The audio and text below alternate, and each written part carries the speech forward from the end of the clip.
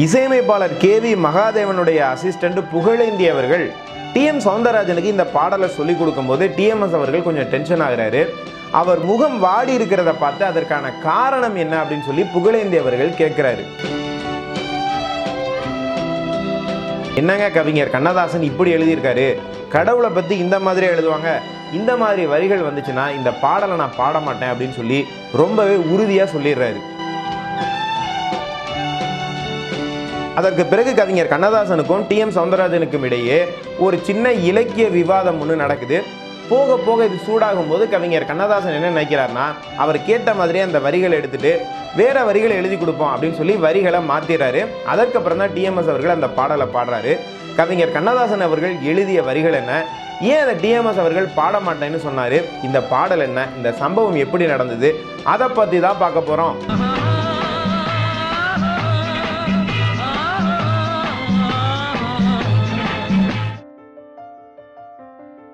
அனைவருக்கும் என்னுடைய அன்பான வணக்கம். டிஎம்எஸ் அவர்களுடைய வாழ்க்கை வரலாறை நம்முடைய யூடியூப் சேனல் மூலமாக நம்ம தொடர்ந்து பார்த்துட்ருக்கோம். அதில் அவர் பாடிய மிக முக்கியமான ஒரு பாடலையும் அந்த பாடலின் போது நடந்த ஒரு சுவாரஸ்யமான சம்பவத்தையும் இந்த காணொலியில் உங்களோடு நான் பகிர்ந்து கொள்ள போகிறேன். இந்த பாடலை பற்றி நம்ம பார்க்குறதுக்கு முன்னால் அதை பற்றி நம்ம தெளிவாக புரிஞ்சுக்கணும், அதை நம்ம உணரணும் அப்படின்னா அந்த பாடல் பிறந்த சூழலுக்கு நம்ம போகணும். இந்த பாடல் எந்த சூழ்நிலையில் எந்த படத்தில் வருது அப்படிங்கிறத நம்ம தெரிஞ்சுக்கணும்.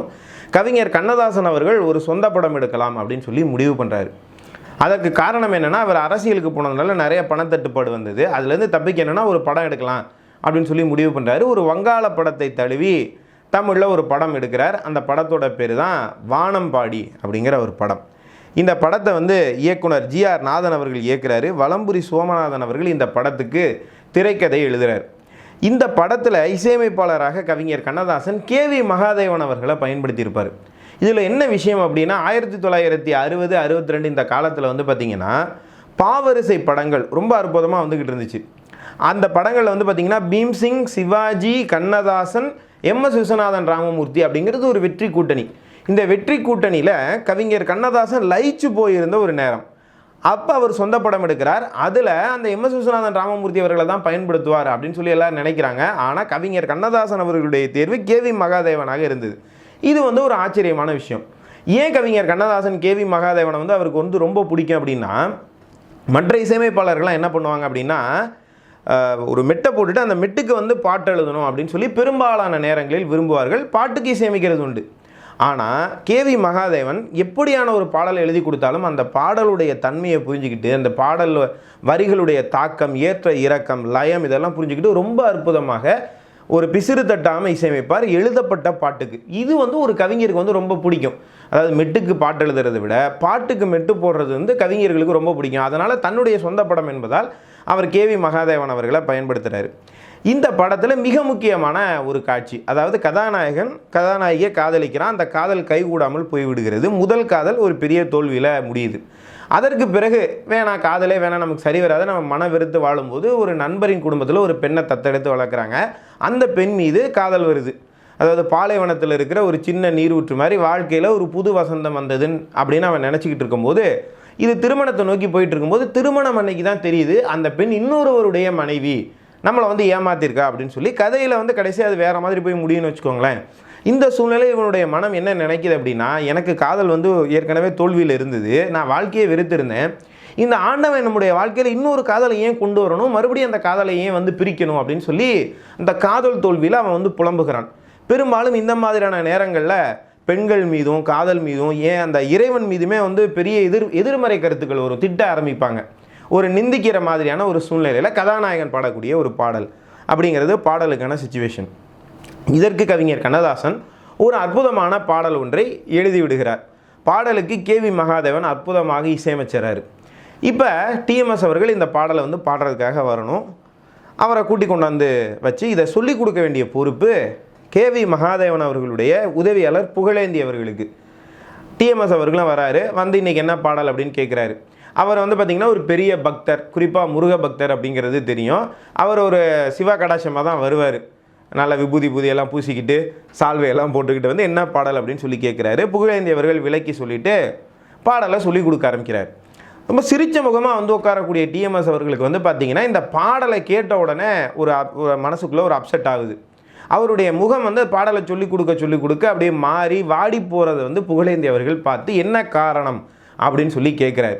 டிஎம்எஸ் அவர்கள் ரொம்ப சந்தோஷமாக வந்தவருடைய முகம் வாடுவதற்கு காரணமாக அப்படி கவிஞர் எழுதின அந்த பாடல் எது தெரியுமா? கடவுள் மனிதனாக பிறக்க வேண்டும், அவன் காதலித்து வேதனையில் சாக வேண்டும் அப்படிங்கிற பாடல். கடவுள் மனிதனாக பிறக்க வேண்டும், அவன் காதலித்து. டிஎம்எஸ் அவர்கள் கொஞ்சம் கவலைப்பட்டு யோசித்ததற்கு காரணம் என்னன்னா, அவர் வந்து ஒரு பெரிய பக்தர், அவர் பெரிய ஆஸ்திகர்.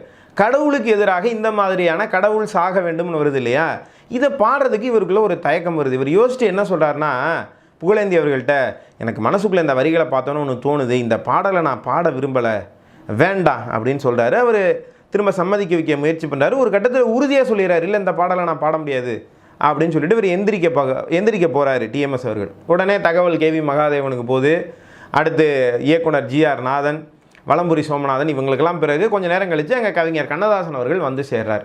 வந்து என்ன பிரச்சனை, ஏன் பாடலை பாட மாட்டேன்னு சொல்கிறீங்க அப்படின்னு கேட்டோன்னே டிஎம்எஸ் அவர்கள் சொல்லியிருக்காரு, என்ன கவிஞரை நீங்கள் இந்த மாதிரி எழுதியிருக்கீங்க, நான் ஒரு ஆஸ்திகன், நீங்கள் காதலித்து வேதனையில் சாக வேண்டும் அப்படின்னு சொல்லி கடவுள் சாகணும்னு சொல்லி நான் எப்படிங்க வந்து நான் பாட முடியும், நான் பாட மாட்டேன் அப்படின்னு சொல்கிறாரு. உடனே கவிஞர் கண்ணதாசன் சொல்லியிருக்காரு, ஏங்க இது ஒரு பாட்டு தானேங்க, இதை பாடுனா என்னங்க, ஒரு கற்பனையாக படத்தில் வரக்கூடிய ஒரு காட்சி தானே அப்படின்னா, இல்லை எதுக்காக இருந்தாலும் கடவுள் சாகணும்னு நான் பாட மாட்டேன் அப்படிங்கிறார். கவிஞர் சொல்லியிருக்கார், இந்த படத்தில் கதைப்படி எடுத்துக்கங்களேன், அவனுக்கு ஏற்கனவே ஒரு காதல் வந்து அதில் தோத்துட்டான், இன்னொரு பெண்ணை காதலிச்சு மனமேடையில் அந்த பொண்ணு இன்னொருத்தனுடைய மனைவின்னு சொல்லிட்டு போகும்போது ஒருத்தனுடைய மனம் எப்படி புண்படும், அப்போ இயற்கையாகவே அவனுக்கு கடவுள் மேலே கோபம் வரும் தானே, அந்த கதாபாத்திரம் அப்படி தானே பாடும், அப்படி தான் நான் எழுதியிருக்கேன் அப்படின்னு இவர் சொல்கிறார். இல்லை நீங்கள் என்ன வேணால் சொல்லுங்கள், அவன் என்ன கடவுளை கேட்டுட்டா காதலிச்சான், கண்ணு முன்னு தெரியாமல் இவன் காதலிச்சுட்டு கடவுள் மேலே எப்படி குத்தம் இருக்குது அப்படின்னு சொல்லி பாடலாம், இதை வந்து நான் ஒத்துக்க மாட்டேன், இந்த வரி இருந்ததுன்னா நான் பாட முடியாது அப்படிங்கிறார். இப்போ கவிஞர் கண்ணதாசன் அவர் ஒரு ஸ்டெப்பு மேலே ஏறுறாரு, நான் இந்த பாடல் எழுதின கவிஞர் மட்டும் கிடையாது, இந்த படத்துக்கு தயாரிப்பாளரும் நான் தான், கவிஞர் மற்றும் தயாரிப்பாளர் அப்படிங்கிற முறையில் சொல்கிறேன், நல்லபடியாக பாடி கொடுங்க அப்படிங்கிறார். டிஎம்எஸ் அவர்களும் விட்டு கொடுக்கல, நீங்கள் எந்த முறையில் சொன்னாலும் சரிங்க, இந்த பாடலை நான் பாட முடியாது அப்படிங்கிறார். இப்போ வேறு வழி இல்லாமல் கவிஞர் கண்ணதாசன் இறங்கி வர்றாரு. ஏன்னா அவர் படத்துக்கு தயாரிப்பாளர், அவர் பணத்தை போட்டுட்டு படத்தை எடுக்கிறதுக்கு சிரமப்பட்டுக்கிட்டு இருக்கிறாரு. டிஎம்எஸ் அவர்களை பொறுத்த வரைக்கும் பார்த்தீங்கன்னா, அவர் பக்கம் நியாயம் இருக்குது அப்படின்னு தெரிஞ்சால் விடாப்பிடியாக இருப்பார், கடுமையாக வாதம் பண்ணுவார் அப்படின்னு தெரியும். இப்போ இவர் இந்த பாடலை பாட மாட்டாருங்கிற விஷயம் வந்து கவிஞருக்கு வந்து புரிஞ்சு போச்சு. அதனால் அவரே இறங்கி வர்றாரு. சரி, இப்போ உங்களுக்கு என்ன பண்ணணும், அந்த காதலித்து வேதனையில் சாக வேண்டும் அப்படிங்கிற வரி இருக்கக்கூடாது தானே, அதை நான் மாற்றுறேன் அப்படின்னு சொல்லிட்டு பேப்பர் பேனை எடுத்துகிட்டு வர சொல்லிவிட்டு கவிஞர் வேறு வரிகள் எழுதி கொடுக்குறாரு. எல்லாரும் அந்த வரிகளை வாங்கி பார்க்குறாங்க. அதில் கடவுள் மனிதனாக பிறக்க வேண்டும், அவன் காதலித்து வேதனையில் சாக வேண்டும் அப்படிங்கிற அந்த வார்த்தையை எடுத்துகிட்டு காதலித்து வேதனையில் வாட வேண்டும் அப்படிங்கிற வரிகள் இருக்குது. கவிஞருடைய சமயோஜிதத்தையும் இந்த நேரத்தில் எல்லாரும் நினச்சி சந்தோஷப்படுறாங்க. இப்போ வாங்கி பார்த்தோன்னா டிஎம்எஸ் அவர்களுக்கும் மகிழ்ச்சி. இப்போ டிஎம்எஸ் அவர்களுடைய அந்த டிரான்ஸ்லேஷனை பாருங்கள். அதாவது இப்போ கொஞ்சம் சூடாக இந்த விவாதம் போயிட்டு இருந்துச்சு இல்லையா, இந்த வரிகள் மாற்றினோன்னே அதை பற்றி எதுவுமே யோசிக்காமல் திரும்ப முழுமையாக அந்த பாடலுக்குள்ளே வந்து விடுகிறார். அந்த பாடலை மிகச்சிறப்பாக பாடுகிறார். இந்த பாடல் வந்து பார்த்திங்கன்னா சூழல் சொல்லப்பட்டு கவிஞர் எழுதி இதுக்கு கம்போசிங் செய்யப்பட்டு ரெக்கார்டிங் செய்யப்பட்டு இந்த பாடல் வெளிப்படுறதுக்கு வந்து பார்த்திங்கன்னா 1.5 நாட்கள் தான் அன்றைக்கி வந்து எடுத்திருக்கிறாங்க. அன்றைக்கி உருவாக்கப்பட்ட பல பாடல்கள் அப்படி தான் 1.5 நாள் 2 நாள் இதுக்குள்ளே வந்து பண்ணியிருக்காங்க. ஆனால் பல ஆண்டுகள் கழித்தும் அந்த பாடல்களை நாம் இன்றும் கேட்டுக்கொண்டிருக்கிறோம். இந்த பாடல்கள் பற்றி பேசிக்கிட்டு இருக்காங்க, ஆய்வுகள்லாம் நடந்துக்கிட்டு இருக்குது. அப்படின்னா இன்றைக்கெலாம் ஒரு பாடலை வந்து உருவாக்குறதுக்கு 10 நாள் 15 நாள் எடுத்துக்கிறாங்க. அப்படின்னா அன்றைக்கி இருந்த அந்த கலைஞர்களுடைய ஆற்றலை நம்மால் வந்து யோசித்து ஆச்சரியப்படாமல் இருக்க முடியல. இந்த பாடல் இன்றைக்கும் கேட்டிங்கனாலும் ரொம்ப அற்புதமாக இருக்கும். கவிஞர் அருமையாக எழுதியிருப்பார். எத்தனை பெண் படைத்தான், எல்லோருக்கும் கண் படைத்தான், அத்தனை கண்களிலும் ஆசை என்னும் விஷம் கொடுத்தான், அவனை அழைத்து வந்து ஆசையில் மிதக்க விட்டு ஆடடா ஆடு என்று ஆட வைத்து பார்த்திருப்பேன், வருவான் படுவான் பட்டதே போதும் என்பான், பாவியவன் பெண் குலத்தை படைக்காமல் நிறுத்தி வைப்பான் அப்படின்னு எழுதியிருப்பார். கவிஞர் கண்ணதாசனுடைய வரிகளோட டிஎம்எஸ் அவர்களுடைய குரலோட இந்த பாடலை நம்ம இன்னைக்கு கேட்டாலும் இனிமையாக இருக்கும். எத்தனை பெண் படைத்தான், எல்லோருக்கும் கண் படைத்தான், அத்தனை கண்களிலும் ஆசை என்னும் விஷம் கொடுத்தான். இந்த பாடலை டிஎம்எஸ் அவர்கள் பாட மறுத்ததற்கு இன்னொரு காரணமும் இருந்தது அப்படிங்கிற மாதிரி சொல்கிறாங்க. இது வந்து ஒரு செவிவெளி செய்தி. டிஎம்எஸ் அவர்கள் பல்வேறு காலகட்டங்களில் வெவ்வேறு நபர்கள் தன்னுடைய நண்பர்கள்ட்ட இந்த பாடலை பற்றி அவங்க கேட்கும்போது இன்னொரு விஷயமும் கூடுதலாக சொல்லியிருக்கிறார். அது என்ன அப்படின்னு சொன்னால், இதில் என்ன வரிகள் வருது? கடவுள் மனிதனாக பிறக்க வேண்டும், அவன் காதலித்து வேதனையில் சாக வேண்டும் அப்படின்னு சொல்லி. ஒரு மனிதனால் மட்டும்தானே அந்த மாதிரி சாக முடியும். கடவுளுக்கு தான் சாவே கிடையாது. அவர் பிறப்பும் இறப்பும் இல்லாதவர், அதுக்கெல்லாம் அப்பாற்பட்டவர் அப்படிங்கிற மாதிரி தானே சொல்கிறாங்க. இப்போ இறைவனை பற்றி இந்த மாதிரியான வரிகள் வந்தால் அது சரியாக இருக்காது அப்படின்னு எனக்கு தோணுச்சு.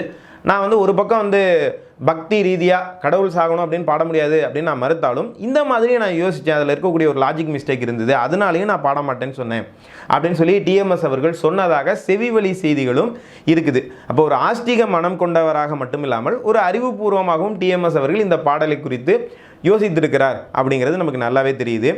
இறைவனை பற்றி நிந்திக்கிற மாதிரி காதல் தோல்வி அடைந்த ஒருவன் பாடக்கூடிய ஒரு சூழ்நிலையில் கடவுளை குறித்த சில வரிகளை கவிஞர் கண்ணதாசன் பயன்படுத்தினார் அப்படிங்கிறதும், டிஎம்எஸ் அவர்கள் அதை பாட மறுத்த போது அந்த பாடல் வேறு மாதிரியாக மாற்றி அமைக்கப்பட்டு இன்றைக்கும் அழியா புகழ் பெற்ற ஒரு பாடலாக என்றென்றைக்கும் நிலைத்திருக்கக்கூடிய ஒரு பாடலாக இருக்கிறது அப்படிங்கிறதெல்லாம் ஆச்சரியமான சம்பவங்கள். அப்படிப்பட்ட ஒரு ஆச்சரியமான சம்பவத்தை இந்த காணொலியில் உங்களோட ஷேர் பண்ணிக்கிட்டது எனக்கு ரொம்பவே மகிழ்ச்சி. நம்முடைய யூடியூப் சேனலில் நிறைய நேயர்கள் பார்த்திங்கன்னா காணொலிகளை சரியாக தேர்ந்தெடுத்து பார்க்க முடியாமல் தடுமாறிக்கிட்டு இருக்கிறாங்க அப்படிங்கிற மாதிரியான ஒரு விஷயம் என்னுடைய பார்வைக்கு வந்தது. அதாவது ஒரு காணொலி பார்த்தோன்னே அதே மாதிரி அதை பார்ட் 1, 2, 3 அப்படின்னு போகுது இல்லையா, அதை பார்க்குறதுக்கு சிரமப்படுறதாக எனக்கு சொன்னாங்க. இதற்காகவே பிளேலிஸ்ட்டுகள் உருவாக்கப்பட்டிருக்குது. அதாவது வெவ்வேறு தலைப்புகளில் வெவ்வேறு ஆளுமைகளை பற்றி நம்ம பேசியிருக்கோம்.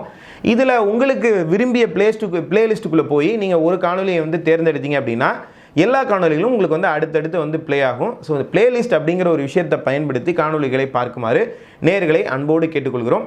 மறுபடியும் அடுத்த காணொலியில் உங்களை எல்லாம் சந்திக்கிறேன் நேயர்களே. அதுவரை உங்களிடமிருந்து விடைபெறுவது உங்கள் அன்பு நண்பன் துரை சரவணன்.